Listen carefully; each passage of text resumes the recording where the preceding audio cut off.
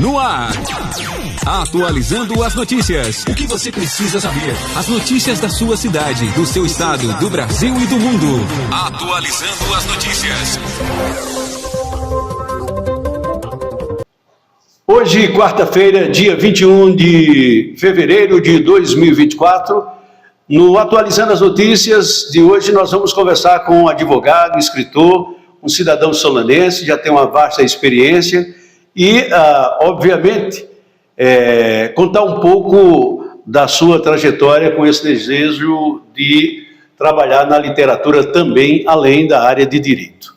Dr. Lies está aqui comigo hoje e nós vamos bater um papo, falar um pouco sobre literatura e também sobre direito, até porque o Dr. Lies tem uma experiência muito forte no direito, é uma das profissões que ele já abraçou desde jovem. Obrigado, senhor, por estar aqui com a gente, para a gente falar um pouco sobre o seu trabalho e essa área que o senhor vem realizando aí na literatura, inclusive com o primeiro livro já, né? Boa tarde. Boa tarde, Adilon. Boa tarde aos internautas, né, que o seguem. Estou aqui à disposição para a gente fazer um bate-papo aqui acerca da literatura e desse caminho profissional na advocacia que eu tenho há 20 anos. Muito bem. Doutor Lies, você é filho natural de onde? Eu vou fazer aqui, Adilon, um traço biográfico, porque muita gente me conhece, né? Mas não me conhece a fundo, vamos dizer assim. Então, eu sou filho de Bananeiras. Na verdade, cheguei aqui no ano 2000. Mas eu nasci em Bananeiras, no sítio Caboclo. Sou filho de uma dona de casa, de um agricultor, que muito me orgulha, né?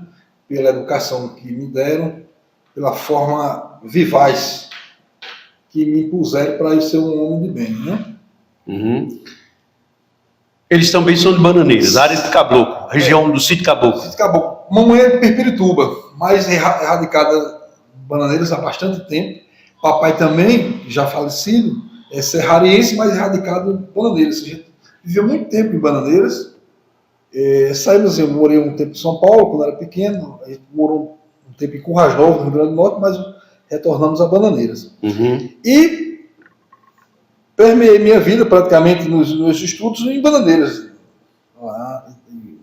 antes de ingressar na faculdade, né? Fui aluno da Escola Agrícola Vidal de Negreiros, como técnico em agroindústria, e passei para a engenharia de alimentos na época e tinha passado para direito. E preferi ingressar num caminho até então para mim desconhecido, o direito, né?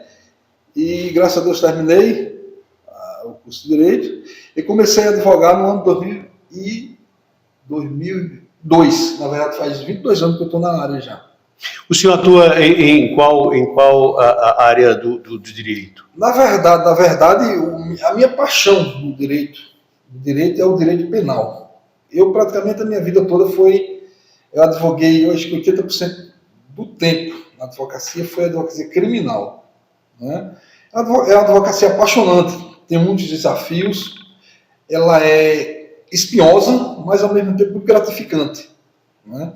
É uma profissão que requer, obviamente, coragem, muita obstinação, muito estudo, porque, afinal de contas, você lida diretamente com a liberdade, né? A vida e liberdade das pessoas, principalmente a liberdade. Então, se eu definir, eu me incluo entre os advogados criminalistas, certo? Porque foi o tempo que eu vivi na advocacia, foi a advocacia criminalista. Criminal. Agora, claro que a gente do interior, a gente também milita em direito de família, o direito civil e mais atinente ao direito de família. A minha vida foi isso, direito civil e direito criminal. Muito bem, e formou-se em João Pessoa mesmo? Na Universidade Estadual da Paraíba, Campus 3, Guarabira. Foi. Em qual ano? 2000, na virada do século, né? 2000. Muito bem. Quantos irmãos? Somos em 9, 3 homens e 6 mulheres. 5 moram fora daqui, e das mulheres, uma mora com minha mãe, né? E mais dois irmãos. Também um mora em Sapé e outro mora em Guarabira. Alguns dos irmãos atuam nessa área que o senhor está atuando há tempo? Não, na verdade eu tenho um irmão que é formado em Direito, ele é militar, bombeiro militar, mas não trilhou para o caminho da advocacia, não. Ele não pode porque ele é militar, né? Mas o caminho dele é mais do concurso. Muito bem. Falando do direito, agora a gente vai falar um pouco dessa área que o senhor se afeiçoa muito, gosta de escrever e tal. Inclusive já tem um livro entregue aí a muitos leitores e tal. Como é o nome desse livro, esse primeiro seu trabalho na literatura? Realmente, o título desse livro é Identidade. Por quê? Algumas pessoas já me questionaram por que eu lancei o livro. O título do livro é Identidade. Já lançou? Já lancei. A tiragem foi de quanto? Quantos livros? 300 unidades e, graças a Deus, foi bastante recepcionado na época, né? Foi no ano 2021 que lancei esse livro. E teve uma boa aceitação, uma boa aceitação. E já realmente me perguntaram por que esse título Identidade. E quando as pessoas me perguntam, eu respondo com o maior simplicidade possível. Porque no que tem lá, o conteúdo poético, ele traz uma identidade, vamos dizer, poética, daquilo que eu vivi, daquilo que eu acho, daquilo que eu vivo. Um bom nome para o primeiro livro, Identidade, né? Que, quer dizer, está apresentando já a primeira identificação, o primeiro registro. Exatamente. É como se eu estivesse me auto-apresentando aos leitores, claro, né? Para eles fazerem uma análise do que eu escrevi, daquilo que eu... E, essencialmente, foi no caminho do amor, no caminho da percepção, vamos dizer, mais do amor e da minha vivência. É isso que o livro traz. São 100 e poucas páginas. Acho que são uns 40 e tantos poemas. E a maioria em sonetos, algumas cestilhas. E eu tenho nesse livro, eu faço uma homenagem ao grande poeta que eu amo, que é o poeta Ronaldo Cunha Lima. Tem dois lados, poetas que eu amo de paixão, Ronaldo Cunha Lima e Augusto dos Anjos. E traz uma homenagem a ele, que ele fez um poema muito, muito bacana, homenageando o pai, né? Conversando com meu pai. Com esse título, obviamente eu não ia escrever o que ele seria um plágio, né? Mas retirei daquela ideia e fiz um poema em homenagem ao meu pai, que já é falecido, e consubstanciei a ideia do que ele tinha escrito, que é um dos poemas que ele escreveu com maior densidade poética, a meu ver, foi esse Conversando com meu pai. E a partir daí eu fiz um poema em homenagem ao meu pai. Eu intitulei Diálogo com meu pai. Está no livro, esse livro que eu lancei. E o prefácio foi escrito por quem? Eu preferi, Odilon, na verdade, como era o primeiro, eu mesmo me apresentar. Não assim... Não pediu para alguém fazer...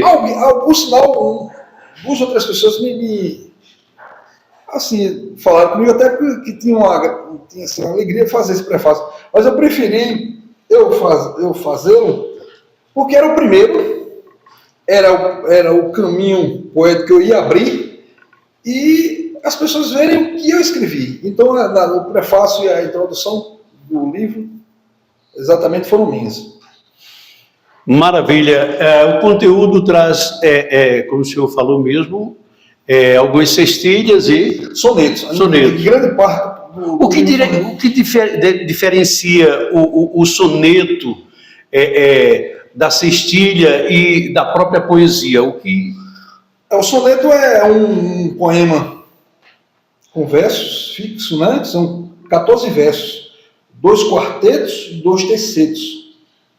Né? Com rimas, pode ser interpoladas, rimas cruzadas, e os terceiros eles podem combinar a primeira com a última, com a segunda, com a quarta.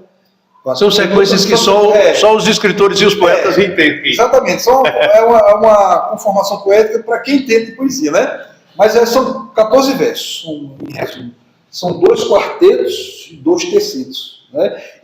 Eu escrevi em versos sáficos, que seria versos sáficos. São versos que a sílaba poética ela está na sexta e desse uma sílaba poética. E dar uma sonoridade melhor no poema. Por isso que eu quis fazer dessa forma. Interessante. A gente pode perceber que isso é uma coisa que está enraizada no cidadão, no apaixonado pela poesia, pelos versos, pelas prosas e tal. Desde a infância sonhava em ter essa ideia já de escrever algo e tal, ou não, foi uma coisa que agora já depois de adulto, não quando jovem, deu vontade de fazer? Escrevi, inclusive eu tenho até uma cadernetinha, minha irmã, acho que até algum tempo atrás, ela sempre me lembrava. Eu tenho uma cadernetinha que eu fazia verso, né? Só que não seria verso de qualidade. Versos simples, versos sem o teu poético, mas eu acho que eu tinha muito pouco tempo de vida, acho que 10, 12 anos, já escrevia uma cadernetinha. Aquela de comprar em bodega. Sim.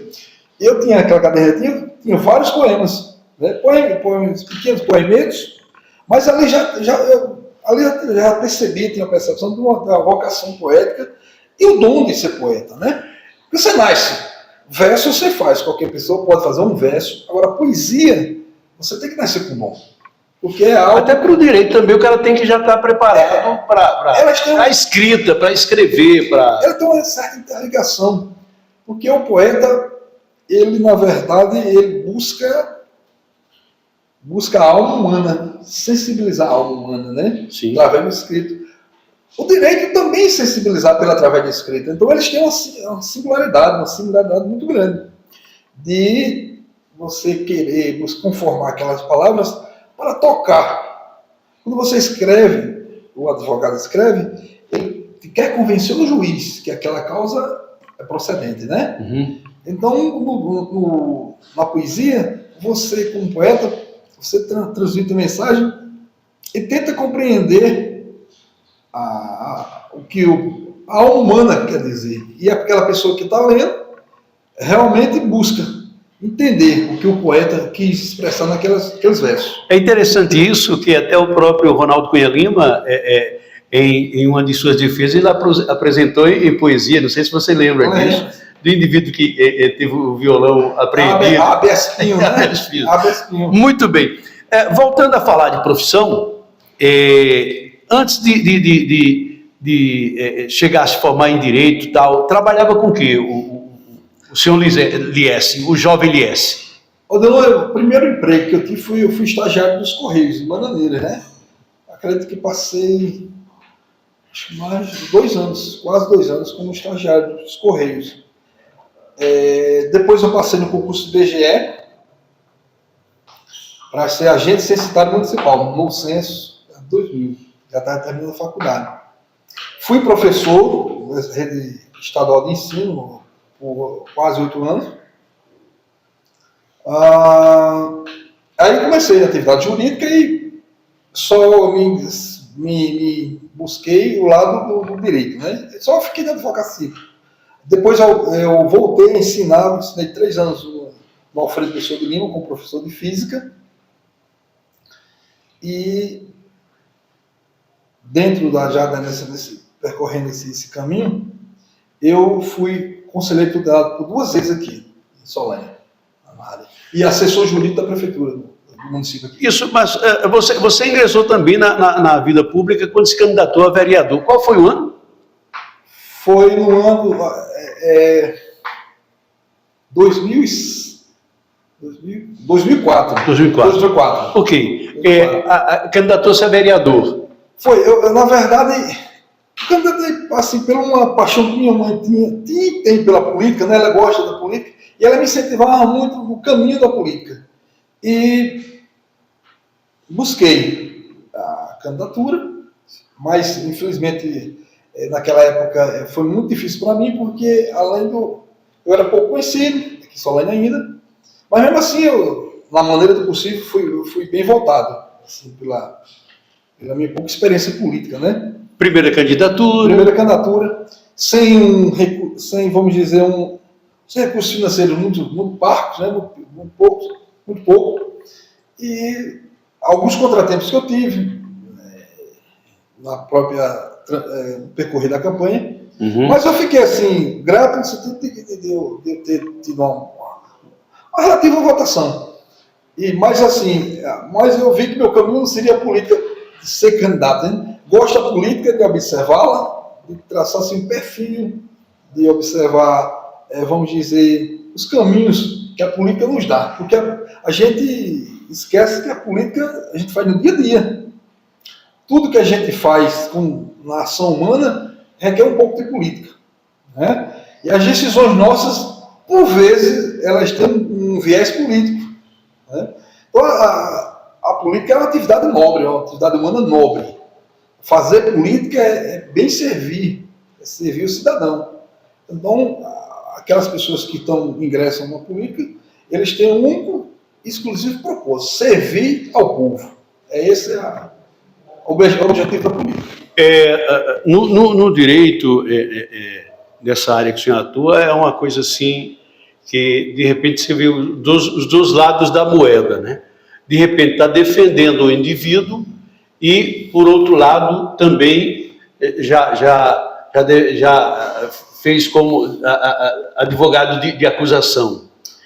Como é essa visão? Né? Eu peguei um pouco, Adelon, como assistente de acusação, ao lado do Ministério Público, né? Porque o meu viés é a defesa pura. Porque, como dizia o juiz-filósofo Eduardo Couturi, um grande nome do direito mundial, né? Uruguaio, a gente tem que buscar isso com paixão. A advocacia, ela tem, como eu disse a você no começo dessa entrevista, a advocacia criminal, você tem que ser audacioso, você tem que ser corajoso, persistente, nunca se abater com as derrotas, porque elas vêm no sentido de que você está requerendo o pleito e o juiz defere ou indefere, né? Quando indefere ou nega, melhor, na palavra mais popular, você não tem que se abater, você tem que impetrar recurso e para ter o êxito necessário ao seu constituinte. E tem outro, o juiz-filósofo, esse aqui italiano, que fala que o advogado é o primeiro juiz da causa. Você tem que fazer uma análise ampla do que você está buscando defender, a partir daí traçar o perfil do direito e da verdade processual que você vai defender. Porque não adianta defender por defender, você tem que defender por paixão, defender a causa com entusiasmo. Se defender por defender, a gente não faz um bom trabalho. Para defender com entusiasmo, mesmo que a causa seja uma causa difícil, uma causa que requer estudo, que requer muito trabalho, mas você, fazendo algo com paixão, com amor, você tende a colher frutos na frente. Ok. A experiência como conselheiro tutelar, que é uma das suas passagens nessa área no município de Solânia, adquire-se muita experiência e também tem um apanhado, uma visão do que acontece nessa área tão sensível, tão nevrálgica. Como foi essa experiência aí? 2 vezes conselheiro tutelar. Fui, realmente. É uma experiência enriquecedora como ser humano, mas ela também tem muitos desafios. Ela desafia a você buscar um caminho, porque, como você disse, é uma área muito sensível. É uma área social, lida diretamente com criança e adolescente, e é uma área sensível. Tem que se buscar caminhos que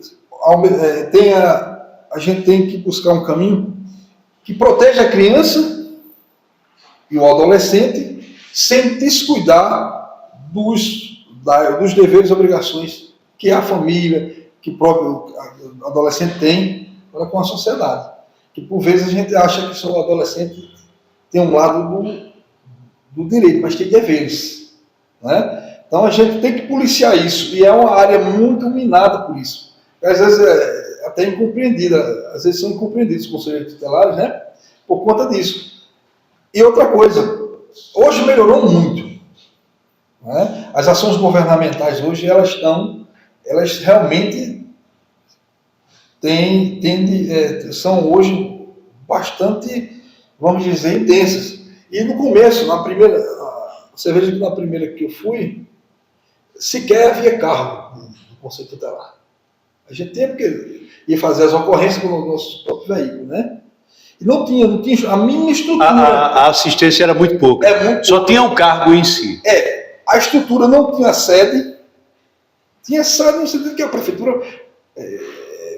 mas era uma sede muito acanhada, uma sede muito... Não tinha aquela estrutura. Hoje não, hoje tem uma sede boa, né? Tem o veículo realmente bom, bacana, a estrutura é melhor, as ações governamentais elas foram implementadas de forma que dá para se trabalhar melhor. Agora, com a situação hoje, que a própria dinâmica da sociedade faz com que os problemas aumentem, e hoje a demanda é muito grande, né? A gente vê que hoje o problema social é alarmante e requer um trabalho muito intenso dos conselheiros tutelares. Claro que os conselheiros tutelares não podem fazer um trabalho só, não pode, não deve, porque não tem como. Então, o próprio estatuto diz que o conselho tem que trabalhar numa espécie de rede institucional, ao lado do Ministério Público, do promotor de justiça, do juiz de direito, das instituições públicas, da prefeitura, do Estado, todas elas interligadas para que consiga o desiderato. Qual é? O bem comum, o bem da criança e do adolescente, naquilo que for demandado. Ok. Doutor Iasi, falando agora dessa investida nesse novo livro que o senhor está trabalhando, e brevemente vai estar aí pronto para nós nos deleitarmos com a leitura, ele traz o título na capa principal de que mesmo? Eu quis inovar nesse livro que vou, se Deus quiser, lançar nesses próximos meses. Deus quiser, está próximo. Como a gente está lidando com duas coisas aqui que há uma bastante interdependência. A poesia e o direito. Então, como eu sou advogado e sou poeta, então eu quis fazer essa junção dessas duas coisas e buscar o vernáculo jurídico e colocar na poesia, para torná-la mais suave, mais, vamos dizer, acessível às pessoas, né? Então eu busquei nesse livro, o título já digo tranquilo que vai ser do livro Versos Forenses. Versos Forenses. Okay. Então eu quis trazer a palavra jurídica, o vernáculo jurídico, para a poesia e torná-la mais fácil de ser compreendida. E acho eu que as pessoas vão gostar do trabalho. Esse vai vir com mais recheio ou vai ser a mesma estrutura do primeiro?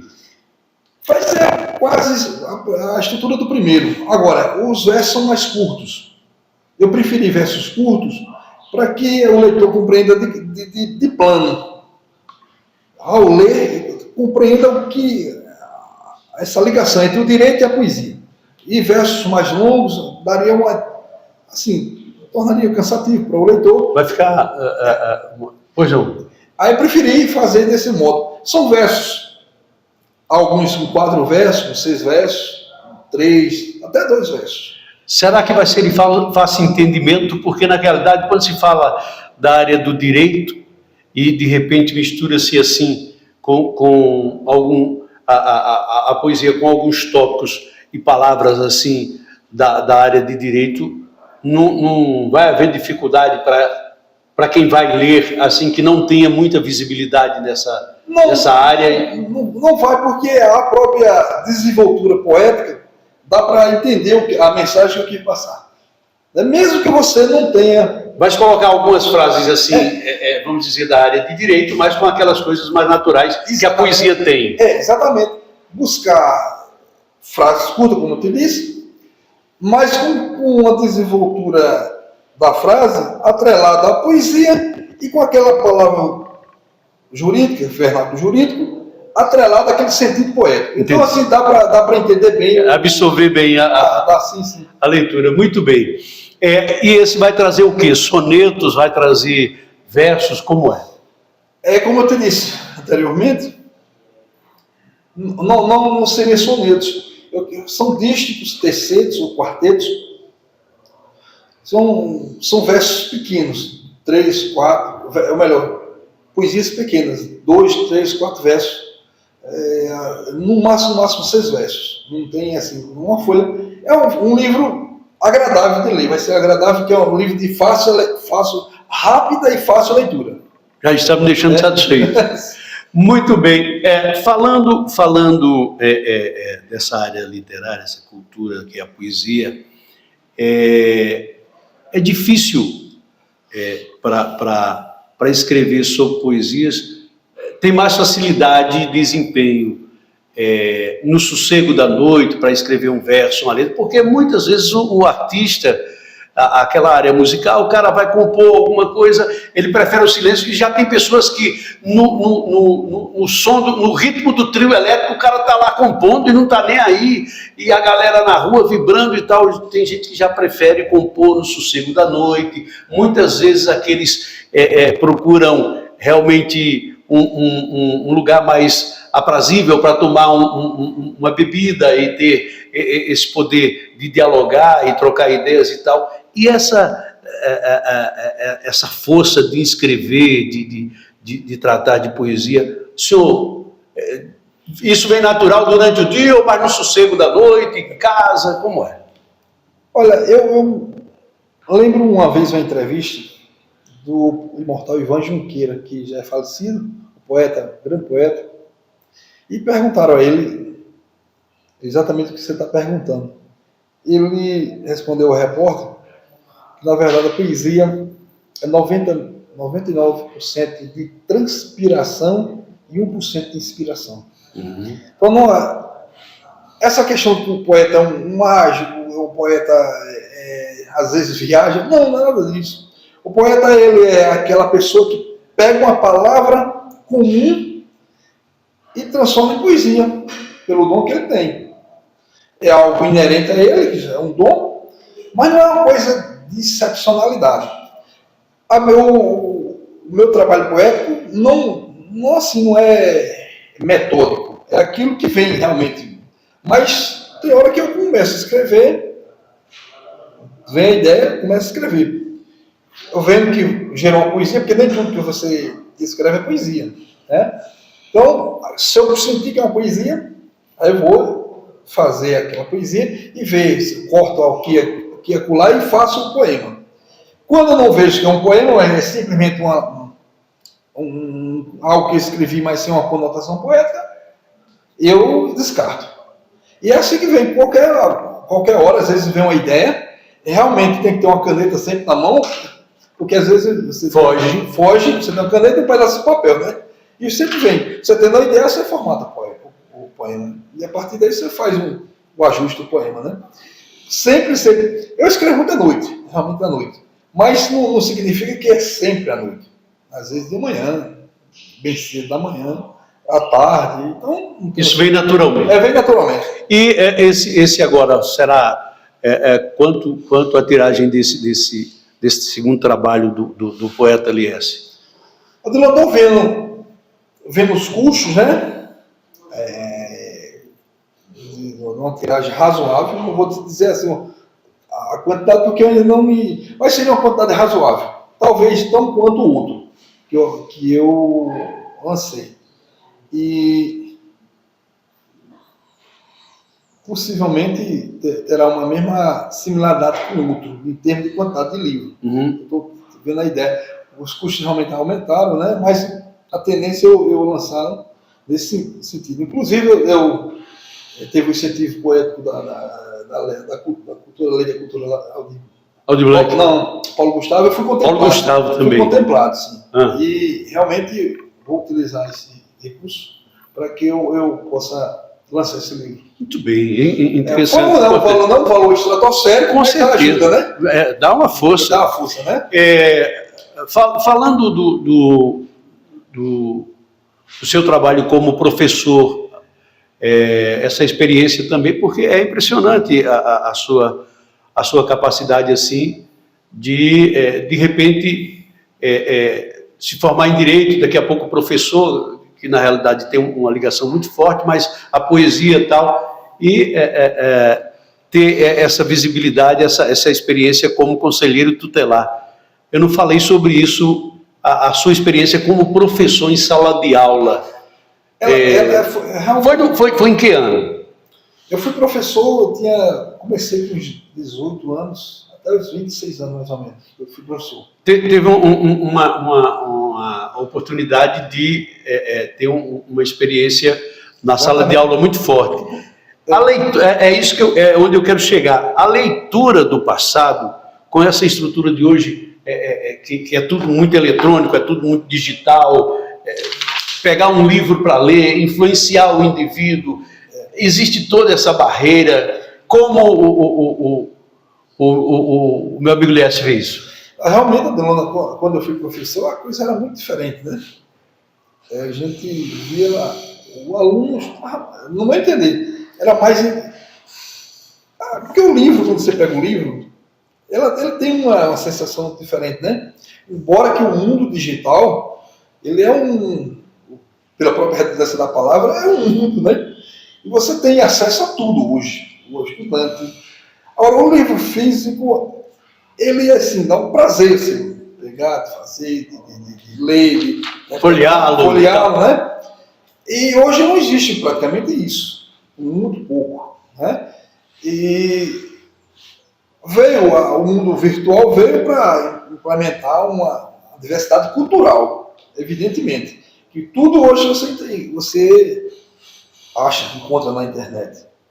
Mas eu vejo o aluno meio disperso hoje, até para fazer uma conta mínima, hoje pega uma calculadora ou um programa desse computador e faz. Então não desperta aquele esforço intelectual de fazer uma conta, de buscar aprimorar seu intelecto, né? E a internet hoje é boa, como você disse, mas ela também retira do aluno muito tempo, porque ele fica muito tempo em redes sociais e tem gente que pega uma boa parte para estudar, mas tem boa parte mais para o entretenimento. Então é muito difícil você buscar, assim, dizer hoje que o aluno faz uma formação completa, porque ele se atrela muito ao lado do entretenimento. É muito mesmo. A gente vê que é importantíssimo as redes sociais, o mundo digital veio para ficar, tudo, né? Mas você tem que também saber diferenciar aquilo que também é bom, aquilo que satisfaz, aquilo que amplia a sua cultura e aquilo que é fútil. Muito boa parte, né, do que a gente vê em rede social é que tem futilidades, para seu caminho profissional, caminho pessoal, humano, não vai acrescentar em nada. É muita bobice, muita coisa jogada fora. Muito jogada fora. Boa parte, que repito, realmente tem muita coisa boa e a amplitude da cultura também está ali. Agora, requer que o aluno, a pessoa, o estudante, busque, pesquise, né? Comece a ler coisas importantes, que aí você vai ter um nível cultural, uma bagagem cultural acentuada e vai levar para o caminho profissional e para a vida, né? Eu fui professor, você que você é de Cassino de Dentro, eu fui professor de Cassino lá. Eu tive a honra de ser professor 2 anos no Humberto Lucena. Humberto Lucena. Fui professor lá e, por sinal, é uma das alunas mais aplicadas que eu tive. Hoje é advogada, minha amiga, é professora Lies Macedo. Lies, hoje é advogada. E foi minha aluna lá eu sabia que ela, pelo que ela apresentava na época, como aluna, eu sabia que ela tem um futuro, aquela menina. E, de fato, hoje é minha companheira de professor, que ela é advogada, né? Incrível, né? E professora. Muito bom. Essa experiência educacional, professor Lies, com a própria desenvoltura do aluno, então, você vai tendo uma visão que ele tem uma tendência, e O aluno do passado e o aluno atual, a diferença nesse tipo de visibilidade, como Realmente, eu acho, é como disse você, eu peguei a área analógica, hoje é tudo digital, né? Como professor fui analógico, tudo. Vejo assim, sabe, uma diferença, embora que hoje a educação está bem melhor, o professor está bem melhor na questão de salário, estrutura é bem melhor, tem que melhorar? Tem, mas melhorou muito, muito. O professor não ganha tão mal hoje, não ganha tão mal. Na minha época era bem risório. E era uma briga, né? E hoje, assim, um professor contratado hoje está beirando R$4.000 do Estado, né? Das escolas integrais. Então, assim, não é um valor tão pequeno, né? Dá um valor. A estrutura tem hoje, né? Hoje a implementação estrutural das escolas é bastante diferente. Mas o que eu vejo é que falta ainda para o aluno o desejo de revolucionar a educação. E vai passar pelo desejo e pelo... Claro que tem um incentivo, mas do querer do aluno revolucionar a educação. E a educação, para mim, que se faz a educação de base. É interessante investir nas universidades? Mas o caminho é investir na base, educação de base. É aí que mora toda a revolução cultural. É o investimento em massa na educação de base. Porque o aluno bem preparado, a tendência é ele ser preparado para o caminho da vida e para o caminho profissional. Muito bem, professor Liese, voltando a falar do seu livro, a pretensão é de ser produzido aqui mesmo, no interiorzão, no Brejo, aqui, alguma gráfica aqui, Campina Grande, ou vai para mandar para a capital? Como o senhor pensa isso? E o investimento, porque é caro. É caro. Hoje tem todo um procedimento de capa, de diagramação, toda aquela... Eu penso em fazer na mesma editora. Inclusive, eu estou indo de uma pessoa para a semana e vou ver com o proprietário. Eu lancei pela editora Ideia. Achei um trabalho bacana, a capa ficou muito, muito bacana no outro livro que eu lancei. E achei a forma que eles me trataram, o contrato foi a contento, não houve nenhuma intercorrência. Eles, no prazo, foi o prazo que se foi ajustado, não houve um prazo excessivo. Então, assim, eu gostei muito da editora Ideia. Não é fazendo propaganda não, para não dar mexendo, né? Sim. Mas, como eu lancei, que é um fato notório, que quem pegar o livro é que foi a editora Ideia. Eu possivelmente irei, dependendo do que for do orçamento que ele me apresentar, possivelmente eu vou ficar. Eu vou fazer o contrato com ele para a publicação desse livro. A tiragem e a publicação, né? Muito bem. Já tem alguma coisa escrita assim? Já tem algumas poesias, alguns tópicos preparados já? Ou está concluído? O livro está concluído. Está concluído. Está concluído. Eu fiz por sinal, retrasado, foi nessa passada, 2 semanas atrás, eu fiz uma revisão ampla, porque sempre há erros, né? Natural. Naturalmente você tem... Mesmo depois de todas as revisões, ainda tem algo que... Há erros, fica uma filigranazinha, mas... então, eu faço essa revisão constante para que não haja um erro, né? Na verdade. Esse livro está concluído. Eu tenho um projeto também, que, se Deus quiser, pode sair do papel quer dizer, do papel já está, para a prática, é um livro de direito. É um livro... Esse é mais técnico. É mais técnico. Esse aí é mais para a comunidade jurídica, né? E esse aí está na fase embrionária, fase inicial. Já tenho coisas escritas, mas ainda não formatei o livro. É no direito constitucional, também que é uma área que eu gosto de estudar. Eu me considero um estudioso do direito constitucional, né? Claro. E principalmente na área dos direitos fundamentais. O artigo 5º da Constituição, que é o norte para qualquer cidadão, você saber os seus direitos. Né? O direito de ir e vir. E lá o artigo 5º, em seus 79 incisos, tem a diretriz toda do cidadão, os direitos e garantias individuais e coletivos. Então, a partir dali, eu vejo como fosse o artigo 5º seria para o cidadão como fosse uma cartilha de viver em sociedade, né? Porque lá tudo tem o direito, tudo tem o direito do cidadão e os deveres também, né? Então, ali o artigo 5º, acho que é a gênese. Então, é verdade que quando você abre a Constituição, o artigo 5º vem, segundo título, primeiro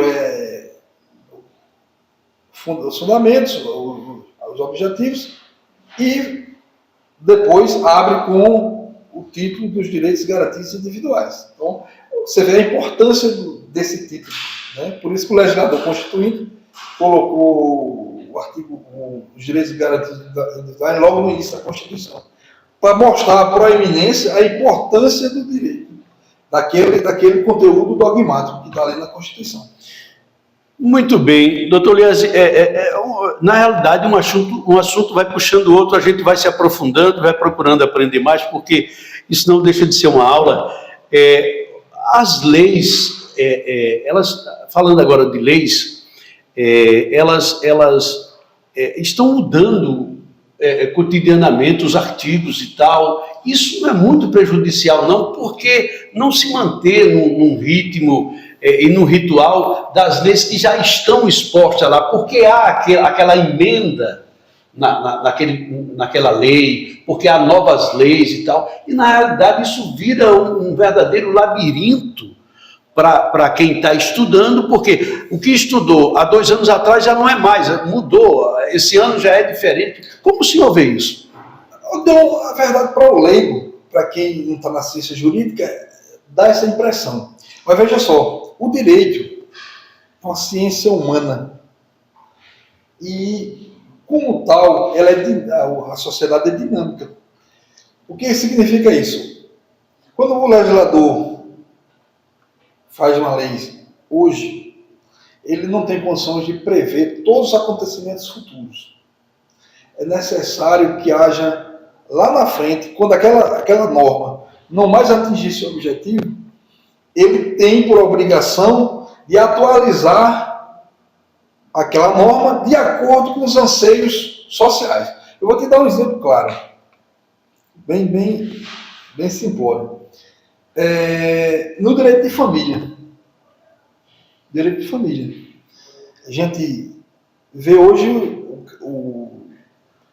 há 30 anos atrás, impensável o casamento de pessoas do mesmo sexo. Certo. 30 anos atrás isso seria algo muito difícil. Assustador.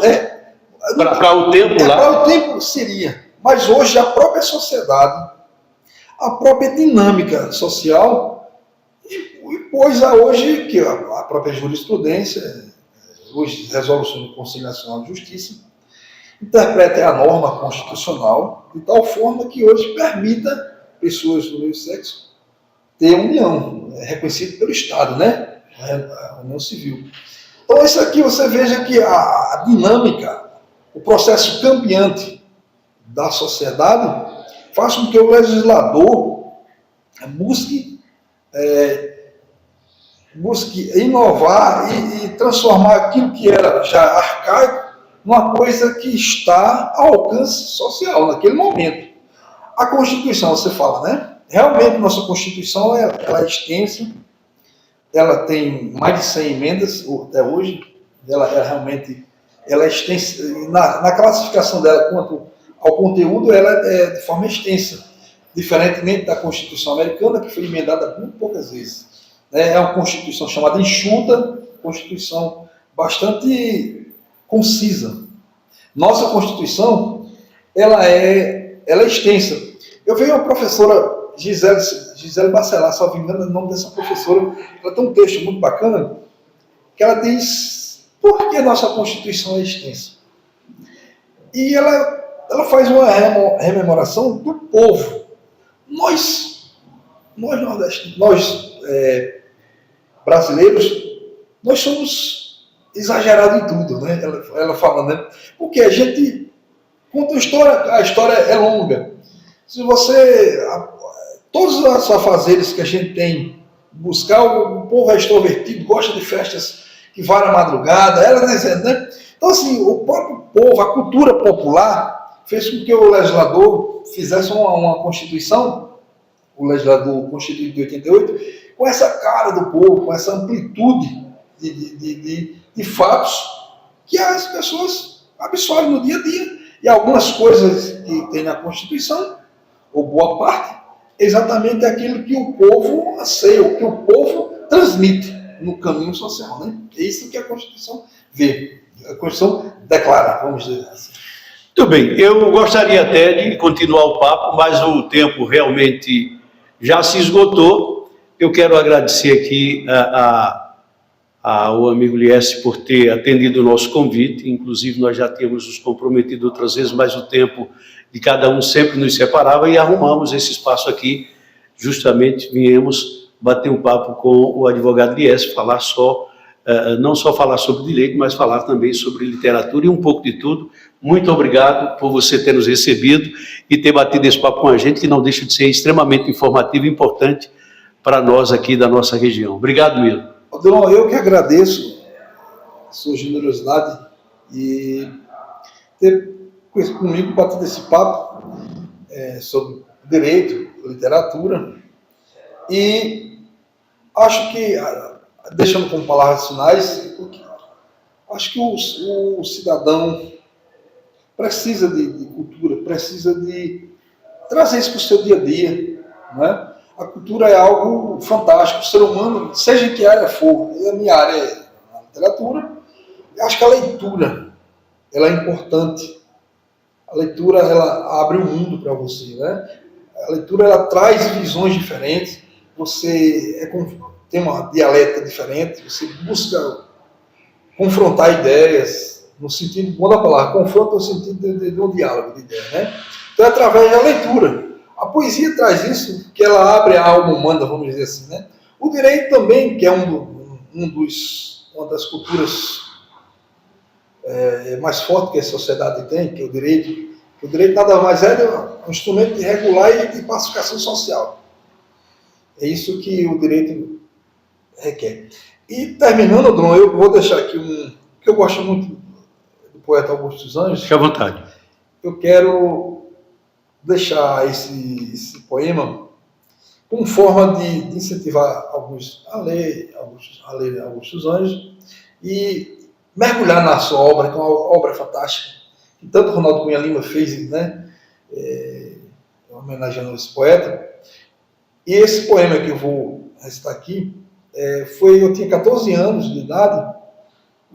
É um poema tão exótico que eu me assombrei quando vi, né, que seria a Agonia de um Filósofo, que é o primeiro soneto do livro Eu. Eu não tinha ideia daquilo.